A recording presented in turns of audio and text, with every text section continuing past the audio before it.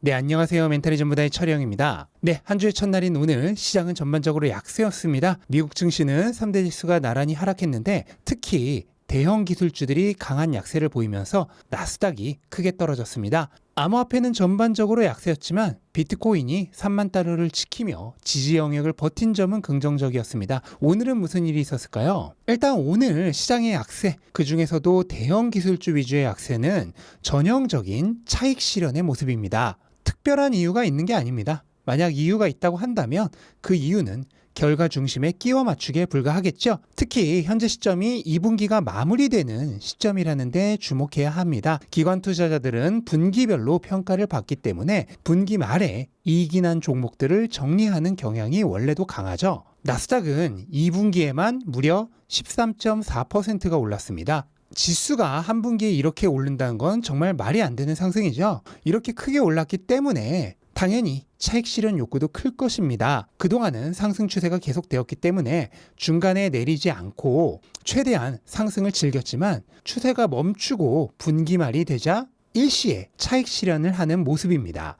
그런데 나스닥이 강한 조정이 올 수 있다는 것은 이미 2주 전에 말씀을 드렸죠. 지금 그냥 그 일이 일어나는 중이라고 보시면 되겠고요. 어디까지 조정이 있을 수 있을까 하는 점도 이미 지난주에 말씀을 드렸습니다. 이전 매물대 영역의 고점인 12,200 부근까지는 하락이 가능합니다. 이것은 고점 대비 마이너스 12% 하락하는 것이죠. 그리고 지수가 이렇게 많이 빠질 경우 그동안 지수보다 추가 상승했던 개별주들은 더 많이 빠질 수 있습니다. 오늘도 실제로 그런 모습이 나왔고요. 이것도 이미 말씀드린 내용이죠. 다만 나스닥의 추세가 정말로 강하다면 다음 분기가 시작되자마자 분위기가 반전될 수도 있습니다. 원래 모멘텀이 강한 자산은 지지 영역까지 잘 안 떨어지고 그 전에 말아 올리는 경향이 있습니다. 근데 이런 단기적 움직임은 읽을 수가 없습니다. 그래서 제가 트레이딩 하지 말고 항상 가치에 의거한 투자를 하라고 말씀드리는 것입니다. 자신이 평가하는 기업의 미래 가치보다 현재 가격이 더 낮다면 가지고 있으면 됩니다. 반대로 현재 가격이 더 높다면 그땐 팔아야겠죠? 근데 그 중간에 발생하는 가격의 상승과 하락은 자연스러운 시장의 리듬이라 생각하고 관여하지 않습니다. 이게 다입니다. 일단 팔았다가 싸지면 다시 사야지 하는 생각은 별로 좋은 생각이 아닙니다. 그러다 자신이 생각한 가격까지 안 오고 다시 말아 올리면 개미 투자자는 자기가 판 가격보다 비싸면 다시 못 사고 그대로 놓쳐버리는 경우가 많습니다. 20년 동안 가장 좋은 날 단 열흘만 놓치더라도 수익률이 반토막 난다는 사실을 잊어서는 안 되겠습니다. 반대로 자신이 생각하는 미래 가치의 가격이 이미 도달했는데도 안 판다면 그건 탐욕입니다. 그런데 사실 이거보다 더 큰 문제가 하나 있는데 애당초 미래 가격에 대한 분석이 안 되어 있는 경우입니다. 개미 투자자들의 경우에는 이 케이스가 훨씬 더 많죠. 그런데 이때는 원래 매수 자체를 했으면 안 됩니다. 테슬라는 어제 빅테크 중에서도 가장 많이 하락했습니다. 왜일까요? 이유는 쉽습니다. 단기적으로 가장 많이 올랐기 때문입니다. 테슬라는 2분기 중에 무려 13일 연속 상승까지 겹치면서 1분기 종가 대비 34% 상승했었습니다. 가장 많이 올랐기 때문에 가장 많이 떨어진 것 뿐이죠. 골드만삭스가 의견을 중립으로 바꾼 건 하나도 문제가 되지 않습니다. 가격이 많이 올라서 목표 가격에 도달을 하면은 원래는 매수였던 애가 중립이 되는 것은 당연한 거죠. 그럼 앞에서 했던 얘기를 테슬라에 대입해 보겠습니다. 테슬라가 13일 연속 상승하며 277달러까지 도달했을 때 목표 주가에 도달을 했었나요? 만약 하신 분이 있다면 일부나 전체의 물량을 어느 정도 파셨다면 정답입니다. 그런데 도달했는데도 안 팔았다면 무언가 잘못된 것이죠. 이거보다 더 큰 문제는 미래가치의 현재 환산 가격이 얼마인지조차 모르는 것입니다. 이 경우에는 우선 기업 가치에 대한 판단부터 다시 해보셔야 합니다. 자, 반대로 내가 생각하는 테슬라의 미래 가치 대비 현재 가격이 여전히 낮다면 어떻게 해야 할까요? 지금처럼 가격이 떨어지면 안전마진이 다시 증가하는 것이니 오히려 줍줍하면 됩니다. 오를 때는 즐기다가 내리니까 오히려 줍줍 타이밍인 것이죠. 그런데 이럴 때 두려움에 판다면 그건 최악입니다. 팔 거면 오히려 일시적으로 시장 감정이 과잉되었을 때 팔아야 합니다. 남들이 모두 탐욕에 젖었을 때 팔았어야 하죠. 반대로 공포에 팔고 있을 때 시장 감정에 휩쓸려 함께 공포에 판다면 이것이 전형적인 개미 투자자인 것입니다. 그리고 절대로 돈을 벌 수 없죠. 비트코인은 오늘 전체 시장 분위기에 따라 가격이 약세였지만 3만 달러의 주요 지지 영역은 지키는 모습이었습니다. 비트코인 가격은 2분기 내내 이미 조정을 받았었기 때문에 상대적으로 가격이 덜 떨어지고 있습니다. 팔 사람은 이미 다 팔고 손바뀜이 일어났다는 거죠. 비트코인의 최근 가격 상승은 대형 투자자들의 주도로 일어났다는 점에 주목할 필요가 있습니다. 우선 세계 1위 자산운용사인 블랙록이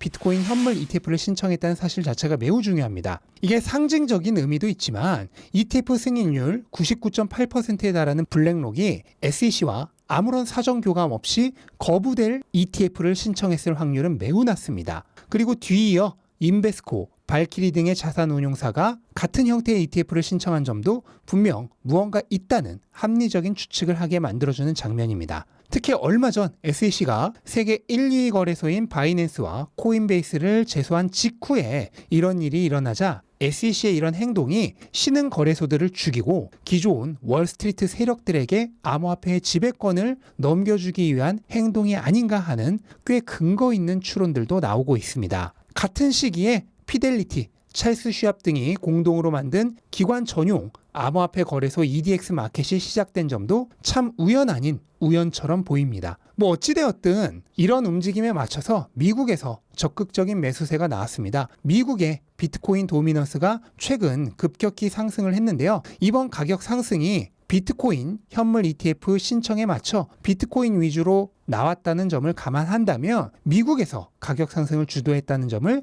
쉽게 추론 가능하죠. 실제로 블랙록의 ETF 신청 이후 최상위 수십 개의 고래들 위주로 매수세가 크게 집중되었다는 분석이 여기저기서 나오고 있습니다. 이것은 꽤 의미 있는 내용인데요. 기관들이 ETF 승인을 사실상 기정사실로 보고 이미 매집을 시작하는 단계로 예측해 볼 수 있기 때문입니다. 현물 ETF가 승인되면 기관은 상품을 출시하죠. 상품을 출시하려면 당연하게도 비트코인을 사야 합니다. 현물 ETF이기 때문에 현물을 사야 하죠. 이 점이 바로 기존에 존재하던 파생상품 ETF와의 차이점입니다. 파생상품 ETF는 현물을 안 사도 되기에 괜히 가격 변동성만 더 부추길 뿐 비트코인 생태계에 별 도움이 안 됐었지만 현물 ETF는 기관들이 상품 운영을 위해 비트코인을 직접 사야 하기 때문에 얘기가 완전히 달라지는 것입니다. 그럼 생각해 보시기 바랍니다. 대형 기관들이 줄줄이 비트코인 ETF를 승인받고 상품을 출시하면 그 이후에는 어떤 일이 벌어질까요?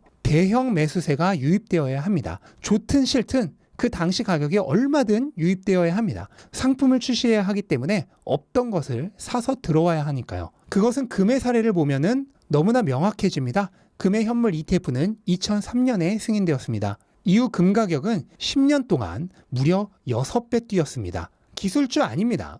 금입니다. 금이 10년간 6배 올랐다는 게 얼마나 엄청난 일인지는 금의 낮은 변동성을 잘 아시는 분이라면 이해하실 겁니다. 왜 이런 일이 일어났을까요? 앞에서 설명드린 이유입니다. 금의 현물 ETF가 승인되니 기관들이 금 상품을 출시했고 이후 상품을 출시한 기관들은 좋으나 싫으나 금 가격이 2배 오르나 3배 오르나 4배 오르나 계속 사야 했기 때문입니다. 그러다 왜 가격 상승이 멈췄을까요? 이제 웬만한 기관은 상품을 다 출시했기 때문에 더 이상 새로 들어올 매수세가 없어서 가격 상승이 멈춘 것입니다. 한마디로 ETF가 승인되면 이후 10년간은 대형 매수세가 들어올 수 있다는 얘기입니다. 이런 엄청난 기회를 앞두고 내년이면 비트코인 반감기가 시작됩니다. 비트코인 반감기는 공급이 반토막 나면서 공급 수요에 쇼크를 발생시켜 매번 가격 급등을 야기했습니다. 거기다 내년 반감기 전후로는 금리 인하까지 예상되고 있죠. 비트코인 역사 최초로 반감기 사이클에 금리 인하 사이클이 겹치는